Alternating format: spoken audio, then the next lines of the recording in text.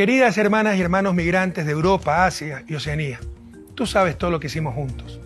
No hicimos todo, pero hicimos mucho.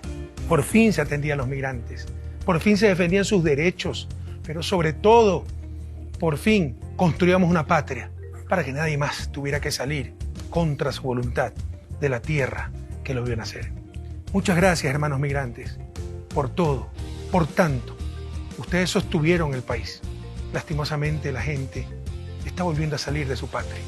Ustedes sienten la situación, el abandono de los consulados, de las embajadas, en sus lugares de residencia, pero también su familia sabe lo que está pasando en Ecuador, la tragedia que vivimos. Saben que con nuestro gobierno había prosperidad día a día, pero ánimo, hay luz al final del túnel. Ya lo hicimos una vez. Recuperaremos nuevamente la patria. Juntos recuperaremos el futuro. Ahora somos listas uno. Andrés Arauz, presidente, Carlos Rabascal, vicepresidente. Asambleístas por Europa, 1. Asambleístas nacionales, parlamentarios andinos, 1. Todo, todito, 1. Andrés Arauz, presidente. Vamos a recuperar el futuro. Para asambleístas y parlamentarios andinos, vota todo 1-5. Muy buenos días, estamos ya con Esther al otro lado del charco, digamos. Esther, muy buenos días, para ti es madrugada todavía a esta hora de la mañana. Hola Lenin, bueno, realmente estoy en Italia, así que estoy de este lado del charco, un poquito más por abajo, pero estoy en Italia, un saludo, así que plena 11 de la mañana, ya desayunada, lista para comenzar mi día aquí contigo y con todos los ecuatorianos en Murcia y en toda España. Perfecto, gracias Esther por concedernos este diálogo contigo, siempre es un placer conversar contigo. Bueno, vámonos al tema. Vamos a saltarnos un poquito para informar también a la gente de las noticias que se salió el día de ayer, de la destitución de los personeros del Consejo Electoral. ¿Cómo va a afectar este tema ahora mismo? ¿Es otra manera de tratar de postergar las elecciones? Efectivamente, Lenin, esto es parte del trujillato, esto es parte de la desinstitucionalización del Estado que hemos venido viviendo en estos ya 4 años de desgobierno de Moreno, junto con Lasso, junto con la banca y todos los poderes fácticos. Es hora de que tengamos ya un gobierno que mire hacia el futuro, que mire hacia la esperanza, que nos dé nuevamente dignidad a todos los ecuatorianos. Es una manera más de crear desestabilización, caos y probablemente querer postergar las elecciones, pero eso no lo podrán hacer. El pueblo ecuatoriano está muy claro que necesitamos democracia en el Ecuador y vamos a seguir de pie en esta campaña por la esperanza. Hay que estar pendientes a ver de lo que sucede en el transcurso de hoy día, ¿será, no? Que tienen que tomar alguna decisión, porque me imagino que habrá apelaciones. Bueno, se ha montado una buena ahí. Otro de los temas que también te quería comentar, y esto también, y ya, digamos, para nosotros también es ¿qué te puedo decir? Hasta vergonzoso, ¿no? Lo que está sucediendo. Estamos ya a menos de un mes exacto de las elecciones, y el CNE todavía no ha mandado ningún recurso a los consulados, ¿no? Estamos viviendo una situación caótica, no hay difusión, ¿no?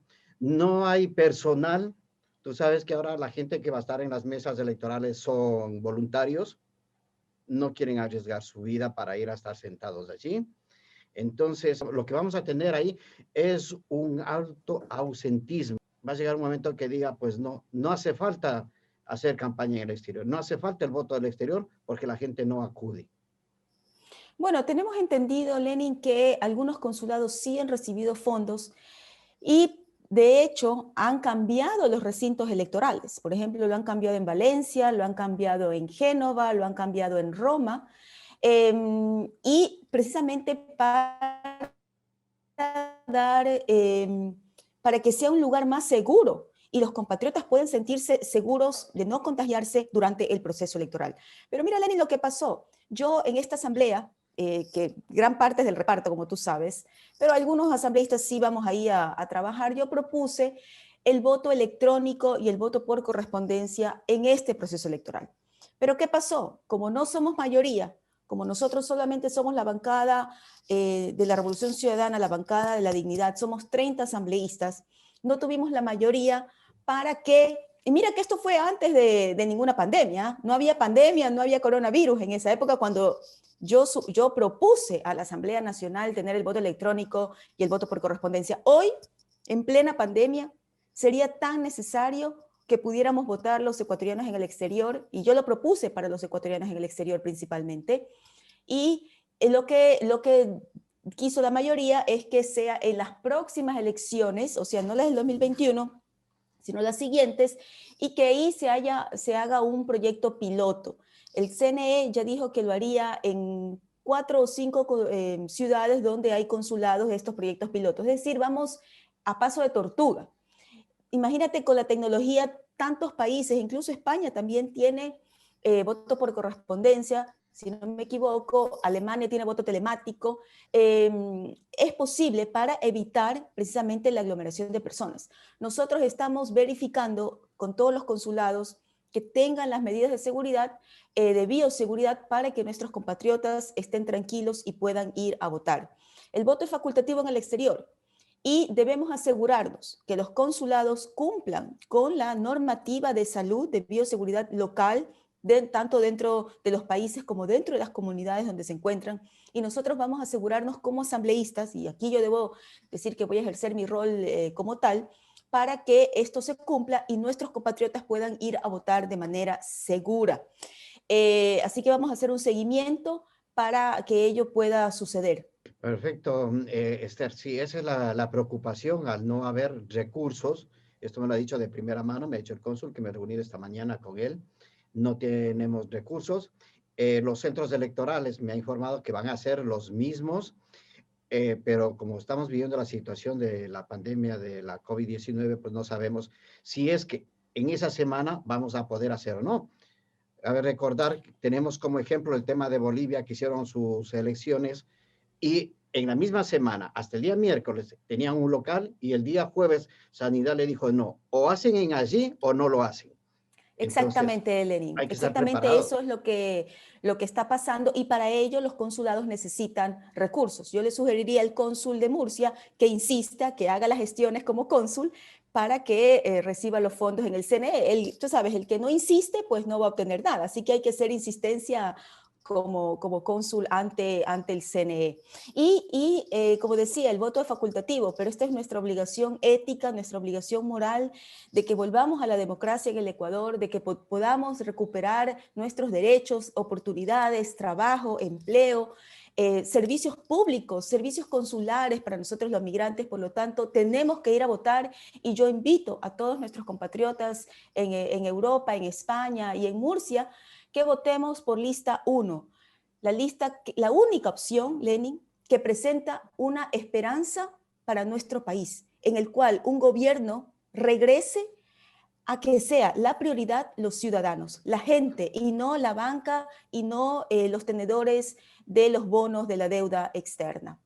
Bien, Esther, bueno, pasando ya, explícanos un poquito cuál va a ser el rol del asambleísta, tú como asambleísta, que seguro vas a llegar nuevamente, dentro de la asamblea para esta gestión en favor de los migrantes. Bueno, nosotros somos un equipo, Lenin, junto con mi compañero Gustavo Mateos, mi compañero Eduardo Caviedes y mi compañera Margarita Guerrero.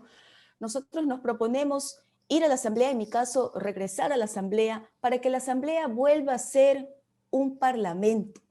Esta asamblea en estos 4 años, con estas mayorías móviles, lo que han hecho es repartirse hospitales, agencias de tránsito de las provincias, se han dedicado a hacer corrupción, a sacar carnets de discapacidad de manera fraudulenta, en fin, aprovecharse de la política para un interés personal.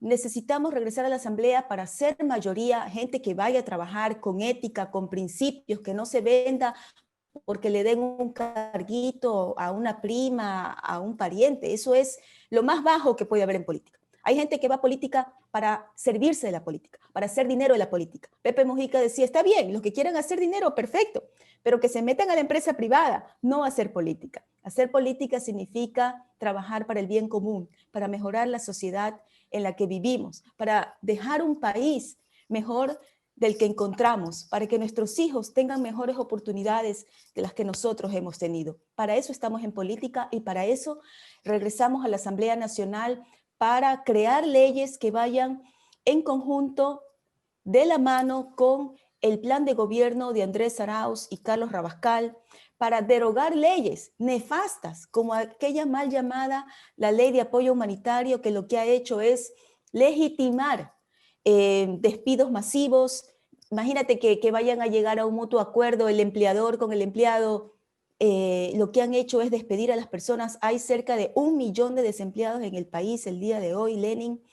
Lo que ha hecho es que la gente tenga unas liquidaciones, diría que en mi barrio de a perro, totalmente abusivas, sin que los trabajadores reciban sus liquidaciones que por derecho les corresponden. Esa ley tenemos que derogar con una mayoría en la Asamblea Nacional de lista 1 de Unión por la Esperanza. Bien, Esther, en un pedido que nosotros desde esta Casa Radial, también como medio de comunicación y también como persona, hemos hecho ya también, y se le hemos hecho llegar a también la inquietud a Carlos Rabascal, que hemos tenido la oportunidad de hablar con él y con algunos de los otros asambleístas también, es que el trabajo del asambleísta alterno también se vea. Es decir, ahora mismo el asambleísta alterno está solamente figurando su nombre y no hace ningún trabajo para la comunidad, ¿no? Entonces, ¿de qué manera articular alguna ley, por lo menos para los asambleístas del exterior, que el principal se quede en asamblea, pero el alterno que haga el trabajo en territorio, que para eso los estamos eligiendo, pero eso nunca se ha dado y eso es lo que sería importante canalizar de esa manera. Bueno, eso depende también de la iniciativa de cada alterno. Porque también se requiere coherencia política, Lenin, para ser alterno y mantenerte en tu posición política. Entonces, nuestros compañeros alternos, seguro vamos a contar con ellos en estos 4 años y en adelante, porque son personas con un gran compromiso como Eduardo Caviedes y Margarita Guerrero, para que puedan trabajar esta parte en territorio que tú mencionas, pero también que nos puedan representar en el Parlamento cuando nosotros estemos ausentes. Por ejemplo, el día de hoy yo estoy en licencia sin remuneración durante el tiempo de la campaña electoral hasta el siguiente día de las elecciones, es decir, hasta el 8 de febrero yo estoy en licencia sin sueldo y quien ha sido principalizado es mi alterno. Entonces, sí hay la oportunidad también de ser principalizado. ¿Por qué? Porque cuando nosotros también, los principales, estemos en territorio, nuestros compañeros alternos puedan estar en la asamblea y cuando nosotros estamos en la asamblea en Quito, nuestros compañeros puedan estar en territorio. Esto se hace cuando tenemos gente con compromiso, con principios, como nuestros compañeros candidatos alternos Margarita Guerrero y Eduardo Caviedes. Eso no siempre se ha dado. Tú sabes que los de Alianza País se vendieron por una tarrina, ni siquiera de lentejas, cualquier otra cosa, porque la lenteja es rica. Y eso pues ha pasado con gente pues que estaba ahí pues por oportunismo, no por una coherencia política y por servir al país. Suena muy bien, digamos, ese compromiso que lo está manifestando. Otra de las cosas que nosotros queremos es que los consulados nos vuelvan a dar, digamos, ese calor, ya no solamente por un trámite, sino el calor humano, el calor de ecuatoriano, que a uno le dé gusto ir, que a uno le dé gusto decir en la calle a cualquier extranjero, soy ecuatoriano, me voy al consulado, tengo un consulado. Ahora eso no sucede, o sea, se ha perdido todo eso. Efectivamente, cuando teníamos nuestro compañero Gustavo Mateus como cónsul de Murcia, pues era un placer ir al consulado de Murcia, te recibían con una sonrisa. Hoy te cierran las puertas en las narices con el cuento de la pandemia, en vez de ampliar los horarios de los consulados para poder recibir a mayor personas, han reducido los horarios de los consulados, ¿no? Lo cual no tiene sentido, no tiene lógica. Deberían ampliar, trabajar los sábados, en las tardes, no, como reyes de 9 a 1 de la tarde. O sea, qué lindo, qué lindo. Lo que necesitamos efectivamente, y eso lo vamos a hacer, Lenin, con un gobierno, repito, que tenga como prioridad la gente, los ciudadanos, el servicio público. El gobierno de Andrés Arauz y Carlos Rabascal es un gobierno que va a priorizar los servicios ciudadanos, que también incluye obviamente los servicios consulares. Vamos a tener nuevamente una cancillería al servicio de los migrantes, no una cancillería coctelera que le cierra las puertas a los migrantes. Con el gobierno de Andrés Arauz y Carlos Rabascal tendremos nuevamente consulados de puertas abiertas, que sean, como tú dices, nuestra segunda casa, donde podamos ir para cuando tengamos un problema, un caso vulnerable, a lo mejor un consejo y a lo mejor solamente para saludar. Eso es algo que los ecuatorianos extrañamos en estos 4 años de abandono, que lo que han hecho es cerrar consulados, reducir el personal de los consulados, reducir servicios de los consulados como la asesoría jurídica y psicológica, hipotecaria a nuestros hermanos afectados por las hipotecas en España. Han quitado ahora en diciembre, quitaron los servicios de asesoría jurídica, psicológica y de trabajo social a las madres y padres, porque también hay padres que han perdido o están en riesgo de perder la tutela o la custodia de sus hijos. Imagínate lo que es perder una casa, Lenin, en España. Yo ahora que soy madre, solamente puedo imaginarme lo que significa que me quiten a mi hijo por alguna situación, cuando lo que necesitamos las madres es ayuda para cuidar a nuestros hijos. Las madres migrantes tenemos un trabajo muy sacrificado, tenemos que dejar a nuestros hijos en alguna parte y para eso requerimos la ayuda por parte del Estado. No solamente del Estado español o italiano, sino también del Estado ecuatoriano. Y eso es lo que hicimos en el gobierno del presidente Correa aquí en Italia desde el 2014. Y este gobierno, que no le importa nada, que lo que menos le importa es la gente, ha quitado ese servicio en Italia. Eso tenemos que recuperar nuevamente en el gobierno de Andrés Arauz y Carlos Rabascal. Pues sí, eso es importante, pero pienso de que ya el personal que está en los diferentes consulados, no solo aquí en Murcia, en todo el mundo, creo que ya es hora de una renovación. O sea, no pueden ser muebles antiguos, ¿no? Tienen que ser personas que puedan trabajar, que sepan la realidad, porque el personal que está allí tiene su sueldo, pues si no está tranquilo, no le pasa nada, haya pandemia o no, pues ellos están ahí cumpliendo su horario. Trabajando menos y con el mismo sueldo. Exacto. Entonces, yo he pedido en varias ocasiones, hasta por escrito, la modificación de horarios. Y siempre se queda ahí, en el papel, se queda ahí bajo la gaveta, a lo mejor uno sale y se va a la basura, ¿no? Pero ya es hora de cambiar, de tener unos horarios accesibles, de que la gente pueda. Ahora, por supuesto. en estos tiempos de pandemia tenemos las horas contadas para trabajar. Y nadie va a dejar de ir a su jornada de trabajo para ir a hacer un trámite en el consulado, ¿no? Se está volviendo al tema anterior, que para hacer un documento, mejor llamo a un familiar a Ecuador que me dé haciendo y lo hago más rápido, porque ahora aquí en el consulado te está tardando una cita 2 meses. Y lo mismo para un pasaporte, Lenin, o sea, un pasaporte que tú necesitas para renovar tus permisos de residencia, para hacer a lo mejor la ciudadanía, para todos los trámites, te lo dan de aquí a 3 meses, un poder te lo dan de aquí a 2 meses. ¿Cómo es posible? Se requiere organización, no se requiere un PhD para hacerlo. Se requiere un poco de visión, un poco de lógica y sentido común. Ampliar los horarios, si solamente pueden recibir 5 personas cada hora, pues amplíen los horarios. Pero esta Cancillería lo que ha hecho es cerrarse. Pero ¿te acuerdas, Lenín, lo que pasó en marzo, abril, cuando estábamos en todo este auge de la pandemia y habían cerca de 14.000 ecuatorianos varados en todo el mundo? ¿Tú te acuerdas que todos los países, España, organizaba con otros países europeos para repatriar a sus ciudadanos, organizaban vuelos? ¿Pero qué es lo que hizo el Ecuador? O sea, algo ilógico. Cerró sus fronteras a sus propios ciudadanos, algo que no pasa ni en la guerra. Ni en la guerra un país le cierra sus fronteras a sus propios ciudadanos. Eso hizo este gobierno. Eso hizo este gobierno cerrando las fronteras a los propios ecuatorianos. Eso no puede volver a pasar en un país democrático como el Ecuador. Pues sí, eso es muy lamentable, por eso te decía hace un momento, antes nos daba gusto, ¿no? Nosotros pues caminamos con la frente en alto y decíamos, tenemos un gobierno, tenemos un presidente, el mejor presidente del mundo.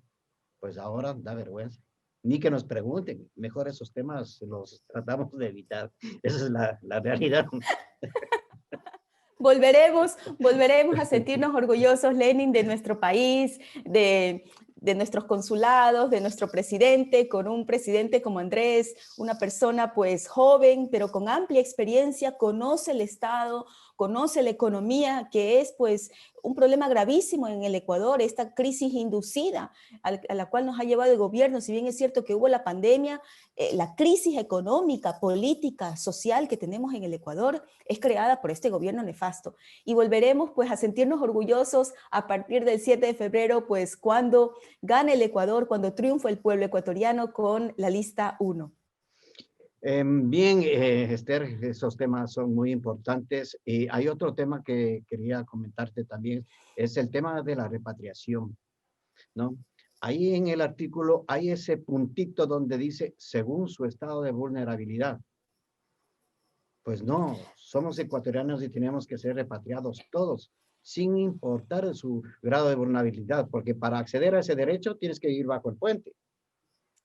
Esa ha sido una problemática muy sentida por nuestra comunidad en Europa, Lenin, y es algo que nosotros proponemos en esta nueva asamblea, de que exista un mecanismo en el cual, como tú dices, no haya esta discriminación, sino que la repatriación sea universal para todos los ecuatorianos que nos encontramos en el exterior.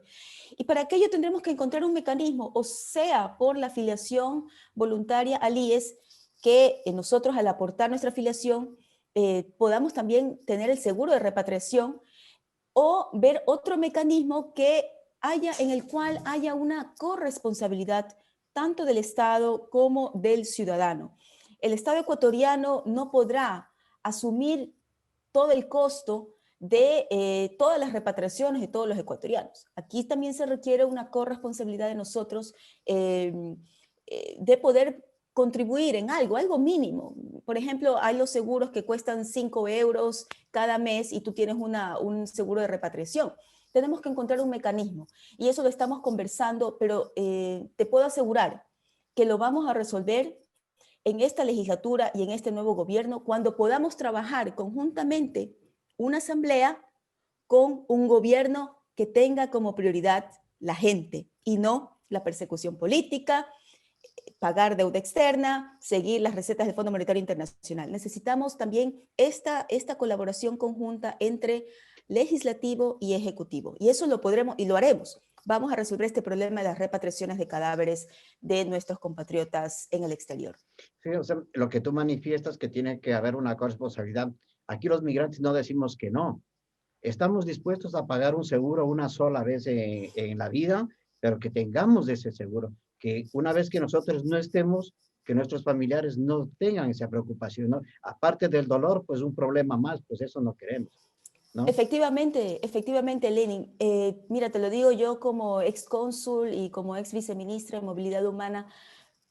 Hay dos cosas tan dolorosas que puede ser, ¿no? El primero, tú tienes tu familiar que fallece tal vez en diferentes circunstancias, o por enfermedad, o un accidente, etcétera. Y encima tienes esta preocupación de cómo repatriar el cadáver de ese ser querido. Tú tienes la cabeza que ya no sabes dónde estás y lo que necesitas es una facilidad en un momento de dolor, en un momento de crisis familiar. Y eso vamos a resolver en esta nueva asamblea con este nuevo gobierno de lista 1. Otro de los temas, bueno, tenemos un montón, pero te he sacado los principales. Hay el tema, el derecho al acceso a la vivienda en Ecuador, ¿no? Nosotros de aquí queremos regresar a nuestro Ecuador, pero queremos regresar a una casa, ¿no? Queremos tener dónde meternos, porque el problema que tenemos es primero buscar dónde ir a vivir, pero nosotros podríamos ya desde aquí ir adquiriendo eso. Pero hay empresas que ya se han lucrado de eso, por ejemplo, el caso de Promaga, que todavía no se ha devuelto ni han recuperado lo que invirtieron los ecuatorianos aquí, pero sí a través del gobierno se dé un acceso a una vivienda donde nosotros los migrantes podamos escoger dónde querer vivir y el Estado nos ayude a conseguir esa vivienda. Bueno, precisamente como parte de la afiliación voluntaria al IES Lenin, también proponemos que tengamos los migrantes créditos, por ejemplo, acceso a créditos del BIES para poder comprar una casa. Y en las reformas a la Ley Orgánica de Movilidad Humana que recientemente se aprobaron, una de las cosas positivas que hubo es que se agregó que los ecuatorianos tengan ese acceso a la vivienda dentro de los planes y proyectos del Ministerio de la Vivienda, el ministerio competente. Pero debo decirte, Lenin, que la ley puede existir, pero si no hay un gobierno que aplique la ley, que haga política pública en función de esa ley, la ley queda como letra muerta. ¿Qué es lo que ha pasado en estos 4 años de gobierno? La gente me dice, pero ¿de qué sirve la ley de movilidad humana si no podemos repatriar, si no podemos hacer esto, los consulados nos tratan mal, en fin? ¿Qué pasa? Si hay un gobierno que no cumple la ley.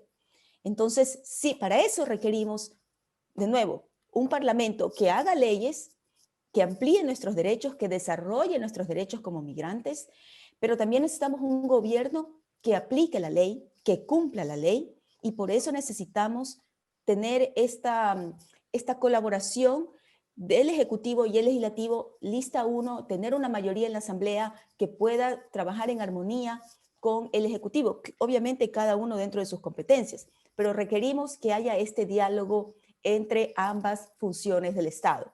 Y eso somos lista 1, Unión por la Esperanza. Y más que nada, pues que toda esta ley se sociabilice con los funcionarios que están en las diferentes ventanillas de las diferentes instituciones donde nosotros vamos a hacer nuestro trámite o nuestra consulta. Pasa algo insólito. Tú vas a querer hacer un trámite en la seguridad social y más sabe el tramitador que está afuera que el funcionario que te atiende en la ventanilla. Dime, Mira, explícame. yo coincido contigo, porque eso me pasa a mí. Nos toca ir con la ley en la mano algunas veces, ¿no? Y a mí cuando yo voy a hacer un trámite nunca me gusta decir soy asambleísta, yo voy como cualquier ciudadano, pero cuando ya me quieren tomar el pelo, ahí sí les tengo que decir, a ver, aquí la ley dice tal y tal. Entonces se sorprenden. Yo sugeriría, y siempre lo he dicho, que necesitamos una mayor capacitación en los funcionarios públicos, una mayor rigurosidad y una capacitación constante. A veces el funcionario público se hace como muy cómodo, entonces como es más difícil que lo despidan. Bueno, este gobierno ha despedido a diestra y siniestra, pero en general sí necesitamos una mayor capacitación en los funcionarios públicos y es algo que también hemos propuesto al nuevo gobierno para que hayan mejores servicios públicos. No puede haber mejores servicios públicos solamente con infraestructura, sino también con el personal capacitado. Y esto me llega a una propuesta que también tenemos, Lenin. Necesitamos en los consulados agilizar y mejorar, optimizar los trámites en línea. La pandemia nos ha evidenciado la importancia de los trámites en línea o enviar papeles, documentos firmados por correspondencia. O sea, no puede ser posible que en una renovación de pasaporte tú tengas que ir al consulado, que a tomar la foto, etcétera. Ya tienen tu registro. Tenemos que actuar también con el principio de buena fe, que esa persona es esa persona. Entonces, yo sí creo que necesitamos mejorar los servicios consulares, y eso te lo digo como migrante también, para facilitar los trámites. No puede ser posible que todo tenga que ser personal. Hay cosas que sí, efectivamente se requerirá la firma, pero hay cosas que se lo puede hacer por vía digital y enviando documentos por correspondencia. Sí, más que nada, por ejemplo, ahora que tocas este tema de la digitalización, existen países que están dentro de la Haya y la certificación, el sello de la Haya lo hacen electrónicamente desde la oficina, desde el organismo que necesitan sacar. Por ejemplo, desde Colombia, un antecedentes penales lo mandan ya con el sello de la Haya electrónicamente y no tienen que ir a su consulado para nada. Los llega directamente al ordenador. O sea, Efectivamente, esa es la postilla. En otros países, Lenin, tú puedes sacar tu pasaporte por correspondencia. Llenas el formulario, lo descargas del internet, lo llenas, lo firmas, le mandas la foto y después de 15 días, bueno, depende, 15, 20 días recibes tu pasaporte. Pero primero, no todo el mundo vive cerca de un consulado. No todo el mundo tiene exacto. el tiempo, como tú has mencionado. Ir al consulado son horas que tienes que dejar de trabajar cuando uno está con su trabajo, pero ahí no puedes pedir permiso a cada rato, tienes que cuidar tu trabajo. Entonces ya es hora de que agilicemos los trámites consulares y esto también lo vamos a proponer desde la Asamblea para trabajarlo conjuntamente con una Cancillería que esté de nuevo al servicio de nosotros los migrantes. Sí, como decíamos anteriormente, sobre todo que tengamos un personal que sepa atender a la gente, un personal despierto, o sea, que se mueva, ¿no? Ya no vayamos a encontrar un mueble ahí. por Pero decir algo. Lenin, perdóname que te interrumpa, pero si encontramos esos funcionarios en los consulados, yo invito a la ciudadanía de hacer las denuncias, que me escriban a mi email, haciéndome las denuncias de este funcionario consular que ha recibido un maltrato, que no sabe los trámites. Necesitamos denunciar, necesitamos verbalizar qué es lo que está pasando en los consulados, pero con nombre y apellido, sin miedo. A mi email, esther.cuesta@asambleanacional.gov.es. Necesitamos conocer cuáles son los funcionarios que no están haciendo su trabajo para que puedan, en vez, estar personas que desean trabajar, que desean servir y que tienen todas las capacidades para hacerlo. Y Pues que sí, sean, por ejemplo, también migrantes. claro. Mira, te iba a poner un ejemplo de un equipo de fútbol. Cuando ya la persona ha pasado su edad, ya no juega igual, ¿qué lo hace? Lo cambian por uno más joven, ¿no? Y el equipo rinde. Es lo mismo. O sea, en todos los trabajos pasa lo mismo. Claro, también hace falta la experiencia, pues siempre tiene que haber, digamos, un padre y un hijo. Pero Y la ha de voluntad, ser y la voluntad, claro, y la voluntad, claro. Lenin. O sea, tú puedes tener la edad que tienes, pero si estás capacitado constantemente, si tienes la voluntad de servicio y puedes también compartir tus conocimientos con la gente joven que vaya a trabajar en los consulados, bienvenido sea. Pero si estás en el consulado muy cómodo, llegando a las 9 de la mañana y te vas a la 1 de la tarde a almorzar y no regresas, entonces otras personas pueden hacer ese trabajo. Por supuesto que sí. Bueno, vámonos ahora, nos trasladamos directamente a donde tú estás. ¿Cómo ves el calor de la gente allí? ¿Qué te dice la gente cuando sales? ¿Te has encontrado con alguien? No sé, ¿cómo lo estás sintiendo esta campaña ahora? Bueno, es una campaña muy distinta, Lenin. Es una campaña en plena pandemia. Estamos en pleno invierno también. O sea que calor, calor humano nomás, porque el clima.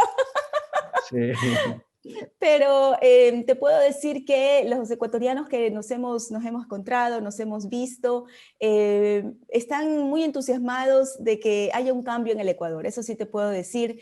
La gente está muy entusiasmada de que haya ese cambio tanto en el Ecuador como en los consulados, en las embajadas, muy atentos también a cuidarse con mascarillas, siguiendo las restricciones pues, que hay aquí en Italia, que también han sido muy, muy estrictas, ¿no? Con toque de queda, no se puede ir de una región a otra, en algunos casos no se puede ir de un municipio a otro, etc. Pero debo decirte que la gente está muy entusiasmada por esta campaña también, porque la vamos a llevar, si bien es cierto, en gran parte de manera digital, por medios digitales, y te agradezco por el espacio que me estás dando en este momento, pero también en territorio.